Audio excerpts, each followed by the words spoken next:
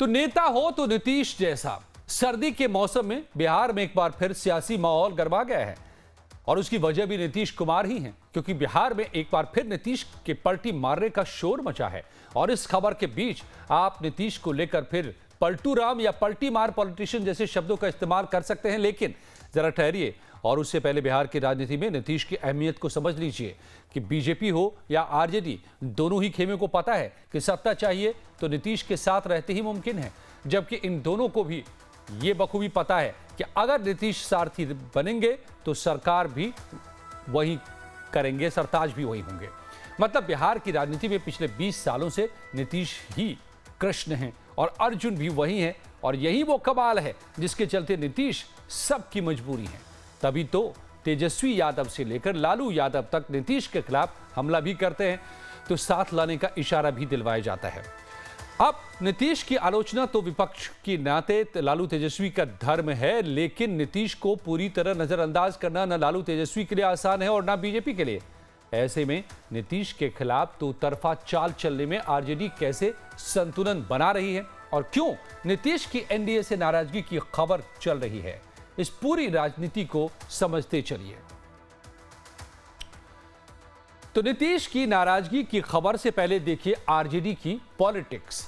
नए साल की शुरुआत के साथ बिहार में नया सियासी वार शुरू हुआ है, क्योंकि इस साल बिहार में विधानसभा चुनाव भी हैं। लिहाजा साल के पहले ही दिन लालू यादव ने एक वीडियो पोस्ट किया जो भोजपुरी भाषा में तैयार किया गया, और इस वीडियो के जरिए लालू ने नारा दिया है, नया साल नई सरकार। पहले एक बार वो पूरा वीडियो सुनिए और उसके बाद उसके इर्द गिर्द चल रही राजनीति को भी समझेंगे।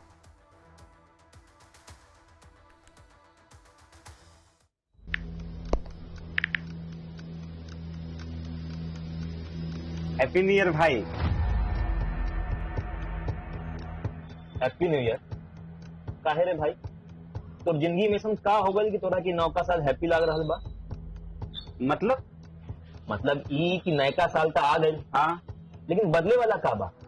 उहे पर्चा लीक होई, उहे नौकरी खातिर मारा मारी, काम धाम के चक्कर में पलायन, उहे बेरोजगारी, मेडल लटकत रही गला में, माथा पर दुख और चिंता के गोर छपाई, सरकार से हक के खातिर रोवा, धरना, प्रदर्शन, लाठी खा, मार खा, थप्पड़ खा। 20 साल से दुख चिपकल बा, कहवा से हैप्पी हो रे भाई? बात तो तू एकदम सही बोला था। अब बता, बिहार के युवन के न्यू ईयर कब हैप्पी हो? देखो, बिहार के युवन के न्यू ईयर तो तब हैप्पी हुई जब हमनी सब मिल के नया सरकार बनावल जाए। अरे हैप्पी न्यू ईयर। नया साल, नई सरकार, नया संकल्प, नया बिहार। तो बिहार में चल रहे सियासी कहानी का यह सबसे ताजा आइटम है, जिसमें पार्टी ऊपरी तौर पर यह संदेश देने की कोशिश कर रही है कि 2025 के चुनाव में सरकार बदल जाएगी।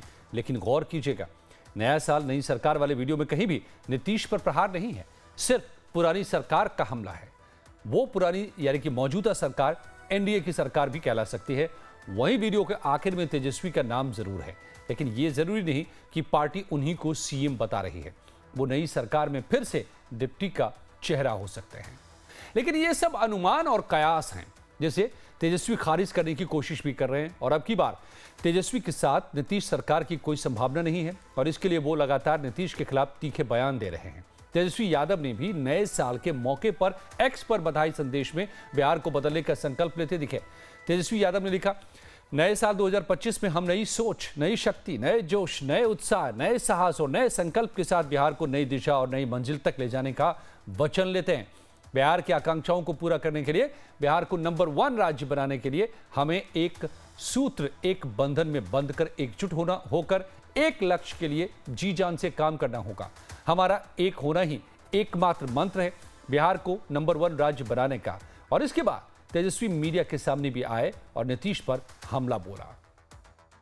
नव साल की हमारी शुभकामनाएं हैं, और इस नए साल में हम सब लोग, खास तौर पे हम लोगों ने संकल्प लिया है कि इस बार बिहार से बेरोजगारी को ख़त्म करने का काम करेंगे, पलायन को ख़त्म करेंगे, और एक नया साल में नई सरकार हम लोग बनाएंगे, जहां पढ़ाई, दवाई, कमाई, सिंचाई, सुनवाई और कार्रवाई वाली सरकार हो, एक सकारात्मक सरकार हो, जो जनता की सरकार हो, जहां अफसरशाही को ख़त्म किया जाएगा, लोकतंत्र में जो मालिक जनता है उनकी सुनवाई हो और पूरी तरीके से बिहार जो है प्रगति करे, बिहार के लोग प्रगति करें, बिहार हमारा देश में अव्वल राज्यों में आए, एक ऐसा राज्य का हम लोग जो है कल्पना कर रहे हैं और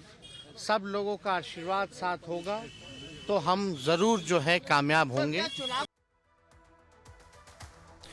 तो उनके इस पोस्ट से जाहिर है कि 2025 के चुनाव की तैयारी अब जोर पकड़ रही है। लेकिन ये सब तो ठीक है, असल सवाल तो इसका है कि नीतीश किस खेमे में रहेंगे। नीतीश को लेकर तमाम कयासबाजियों के बीच इस पर जेडीयू की ओर से भी जवाब आ गया है। लालू यादव के नया साल नई सरकार वाले वीडियो पर जेडीयू ने भी नारा दिया, 25 से 30 फिर से नीतीश। इस पर जेडीयू प्रवक्ता नीरज कुमार का बयान भी आ गया है, तो इसे भी सुनते हैं। 9 वर्ष 2025, 2025 से 2030 फिर से नीतीश। यह तो स्वाभाविक प्रक्रिया है। जनता की अनवरत इच्छा, विकास परक सोच, समावेशी विकास, सामाजिक सुधार के एजेंडा पर फिर से नीतीश से कुमार चाहिए। तो ऐसी भिड़ंत तो दोनों ओर से दिख रही है। तेजस्वी यादव ने सोमवार को एक कार्यक्रम में बयान दिया था कि नीतीश कुमार के लिए सारे दरवाजे बंद हो चुके हैं। इसे भी सुन लीजिए। कौन नई चर्चा शुरू करता है? हमने पहले बोला कोई मतलब नहीं, ही इज टायर्ड। बिहार उनसे संभल नहीं रहा है। पैर पे कुल्हाड़ी मारने की बात होगी, कोई सवाल पैदा नहीं होता है।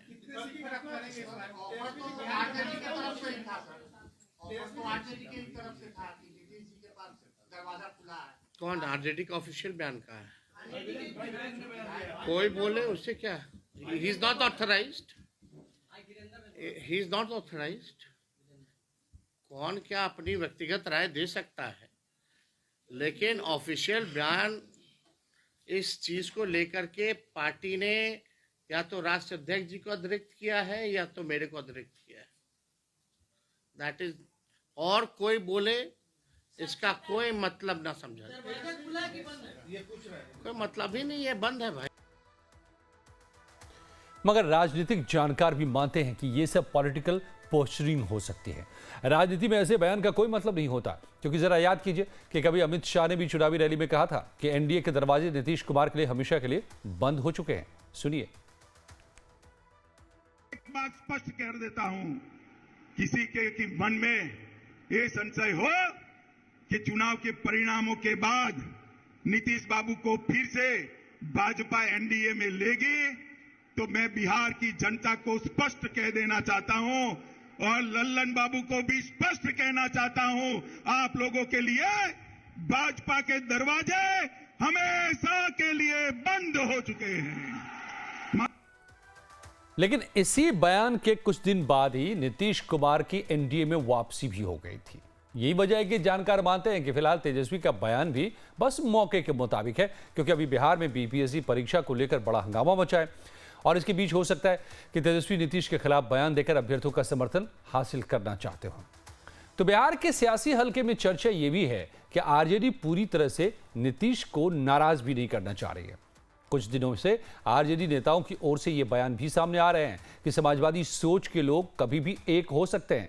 तो वही तेजस्वी यादव ने भी नीतीश कुमार के गलत जगह फंस जाने और निर्णय नहीं ले पाने वाला बयान भी दिया था।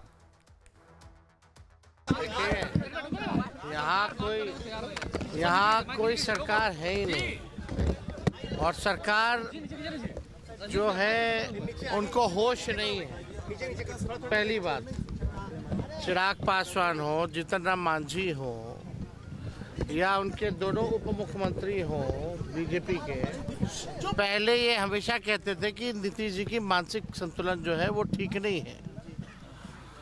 अब स्थिति ऐसी आ रही है कि अब चर्चा करना पड़ेगा कि यहाँ सरकार है भी कि नहीं। अगर है तो माननीय मुख्यमंत्री जी को लीड करना चाहिए, तो वो निर्णय लेने लायक अब नहीं रह गए। कोई भी विषयों पर निर्णय जो लेना हो वो नहीं ले पा रहे। अब आरजेडी नेता भाई वीरेंद्र का बयान भी सुन लीजिए। 5 दिन पहले ही उन्होंने साफ कहा कि राजनीति में न कोई परमानेंट दोस्त होता है, न ही दुश्मन। राजनीति में न कोई परमानेंट दोस्त होता है, न परमानेंट कोई दुश्मन होते हैं।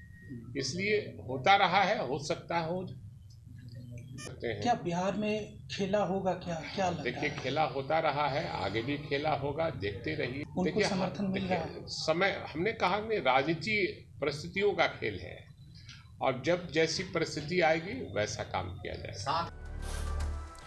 तो एक बार फिर से आपका स्वागत है। नीतीश जरूरी या सबकी मजबूरी? बिहार की राजनीति में दूसरों के चाहने से होता क्या है? वही होता है जो नीतीश कुमार को मंजूर होता है। ये कोई डायलॉग नहीं, बल्कि बिहार की सियासी हकीकत है, और आरजेडी बीजेपी के लिए यही मजबूरी है। अब एक बार फिर लोग बिहार में नीतीश की चाल को पढ़ने में जुटे हुए हैं, क्योंकि उनकी एनडीए से नाराजगी की चर्चा भी इन दिनों चल रही है। इस चर्चा की शुरुआत तब हो गई थी जब महाराष्ट्र में शिवसेना नेता एकनाथ शिंदे को बीजेपी ने मुख्यमंत्री नहीं बनाया।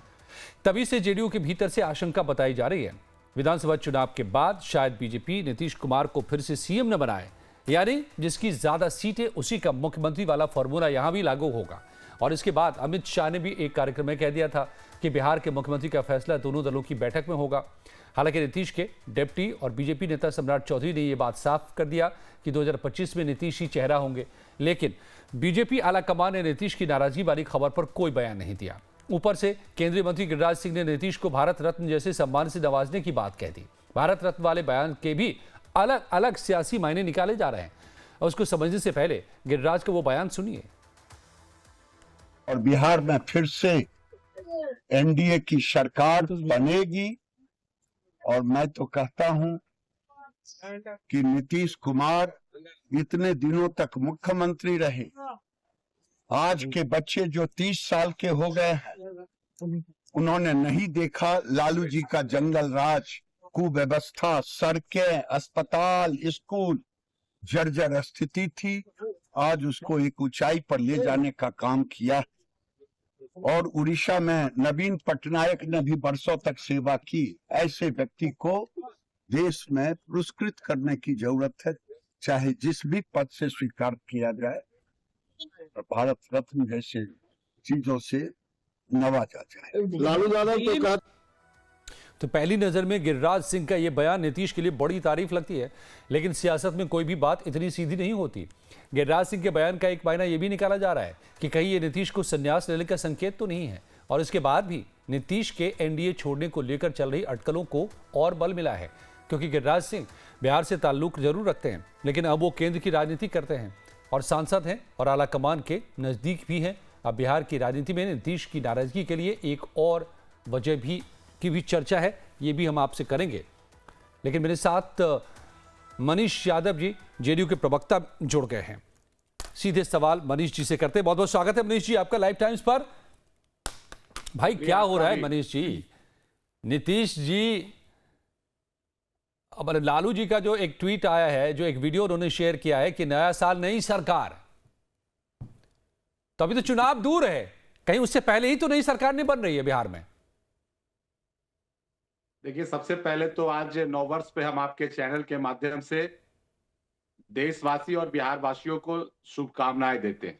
आपको भी बहुत बहुत नववर्ष की शुभकामनाएं मनीष जी। देखिए, आदरणीय नीतीश कुमार जी बिहार के लिए चिंतित रहते हैं और बिहार के लोगों के लिए चिंतित रहते हैं। जो बिहार आदरणीय नीतीश कुमार जी को मिला था, बिहार किस लिए जाना जाता था? बिहार अपराध, लूट, अपहरण, जंगल राज, इन सब चीजों के लिए जाना जाता था। लेकिन आदरणीय नीतीश कुमार जी 2005 से लेकर अब तक बिहार को खड़ा किया उन्होंने। जो बिहार में एक भय का माहौल था, किसी भी देश में अगर कोई बिहारी ये कहता था कि मैं बिहारी हूं जी, तो लोग उन्हें गलत भाव से देखते थे, गलत घृणित नजर से देखते थे। ठीक बात है। आदरणीय नीतीश कुमार जी ने बिहार को बदल दिया। अब बात ऐसे है कि जो बयानवीर और जो ये वीडियो लगा रहे हैं आदरणीय लालू प्रसाद जी, आदरणीय लालू प्रसाद जी के भी शासनकाल को बिहार के लोगों ने देखा है और उनकी पत्नी आदरणीय राबड़ी देवी जी के शासनकाल को भी बिहार के लोगों ने देखा। आदरणीय लालू प्रसाद जी हो चाहे भाई तेजस्वी जी हो, वो जानते हैं बिहार को जिसने खड़ा किया है वो एकमात्र नेता है आदरणीय नीतीश कुमार जी। और नीतीश कुमार जी अपने काम में लगे रहते हैं, उनकी चिंता है सिर्फ बिहार को आगे ले जाना। अभी आपने देखा होगा हाल में ही बिहार बिजनेस कनेक्ट में 1,80,000 करोड़ रुपए का MOU साइन। मनीष जी, जो बात आप कह रहे हैं लालू जी की तारीफ में, मैं उस पे उसके बावजूद तेजस्वी जी के साथ सरकार चला चुके हैं नीतीश जी। मैं उस पे आ रहा हूं ना, मैं उस पे आ रहा हूं। आदरणीय नीतीश कुमार जी का बस फिर से एक बार चलाने की तो तैयारी नहीं है। सवाल ये उठ रहे हैं क्या फिर से एक बार तेजस्वी के साथ नीतीश जी की सरकार चलाने की तैयारी तो नहीं है? नए साल में नई सरकार चुनाव से पहले ही तो नहीं होने वाला है। ऐसी बातें कहां से आ रही है, मैं तो समझ नहीं पा रहा हूं। मैं बार बार कह रहा हूं आदरणीय नीतीश कुमार जी बिहार के तरक्की के लिए दिन रात वो लगे हैं। अभी भी देखा होगा आपने, वो प्रगति यात्रा पे है, वो तो लोगों के बीच में जा रहे हैं। ऐसे नेता आपने कहीं देखा होगा जब तक जो वो विकास की योजनाओं को जो उनका चलता है वो धरातल पर जाकर स्वयं उसका मुआयना करते हैं। वो तो विकास के लिए दिन रात लगे हुए। तो क्या चुनाव बाद तो क्या लालू जी जो वीडियो में कह रहे हैं चुनाव बाद नई सरकार बनने वाली है? चुनाव बाद, अरे चुनाव के बाद तो ऐसा है कि आदरणीय लालू प्रसाद जी और भाई तेजस्वी जानते हैं, क्योंकि अभी जो लोकसभा के चुनाव हुए बिहार में और देश में, तो भाई तेजस्वी पूरे बड़ी बड़ी बातें कह रहे थे। वो क्या कह रहे थे कि जनता दल यू और आदरणीय नीतीश कुमार जी समाप्त हो जाएंगे। और मैं देश में पहला ऐसा युवा नेता हूं जो सबसे ज्यादा चुनावी जनसभा किया हूं और हेलीकॉप्टर पे जमीन से हजारों फीट ऊपर मछली और संतरा का आनंद ले रहे थे। लेकिन जब परिणाम आया निकलकर तो बेचारे हताश हो गए। उसके आगे फिर हम बढ़ते हैं। बिहार में 4 सीट पर उपचुनाव हुए। बेलागंज में भाई तेजस्वी कह रहे थे भैया रे भैया ये सेमीफाइनल है, अगर ये हार गए तो 25 का चुनाव हम हार जाएंगे। उन्होंने स्वयं कहा। जो उपचुनाव के परिणाम आए तो वो सबके सामने है, चारों सीट पर आदरणीय नीतीश कुमार के नाम पर वोट मिले। तो भाई तेजस्वी और आदरणीय लालू प्रसाद जी ये जानते हैं, वो डरे हुए, वो सहमे हुए हैं और तरह तरह के बिहार में भ्रांतियां फैलाते रहते हैं। कहीं कोई असमंजस। ठीक है मनीष जी, यानी आप कह रहे हैं कि इस वीडियो का कोई मतलब नहीं, न चुनाव के बाद न चुनाव से पहले सरकार में कोई बदलाव होने जा रहा है। ठीक है, नहीं है। आदरणीय नीतीश कुमार जी के नेतृत्व में 2025 की ठीक है, आप बने रहिए। हम अब लाते हैं सामने आरजेडी के भी हमारे साथ जयंत जिज्ञासु जी जुड़ चुके हैं। हम एक एक करके, क्योंकि यहाँ पर बात करते हैं, आप लोगों को आपस में लड़ाते यहाँ पर नहीं है, कम से कम लाइव टाइम्स पर, क्योंकि बाहर का मैदान ही काफी है आप लोगों के लिए। उसके लिए जयंत जी स्वागत है आपका लाइव टाइम्स पर। तो फिर इस वीडियो का मतलब क्या है?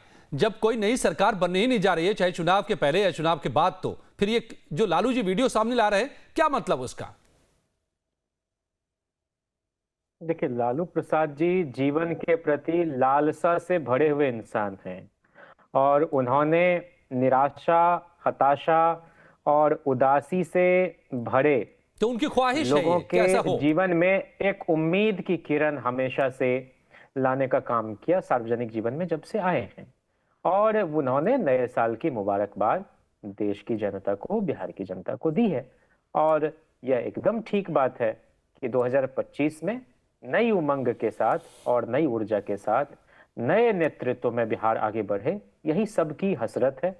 और जनता की उम्मीदों, तमन्नाओं और आकांक्षाओं के अनुरूप तेजस्वी प्रसाद जी बिहार का आगे बढ़कर नेतृत्व संभालें, ये सबकी चाहत है। और उसी की तर्जुमानी लालू प्रसाद जी के उस वीडियो के जरिए हो रही। इसमें और तो कोई बात है नहीं। अभी बात यह है कि चुनाव में अभी बहुत वक्त है और अभी आपने ताल ठोक दिया है, तो कई लोगों को ये भी लग रहा है कि क्या पहले ही तो नहीं फिर से कोई खेला हो रहा है? आपके नेता भी कह रहे हैं कि खेला तो कभी भी हो सकता है।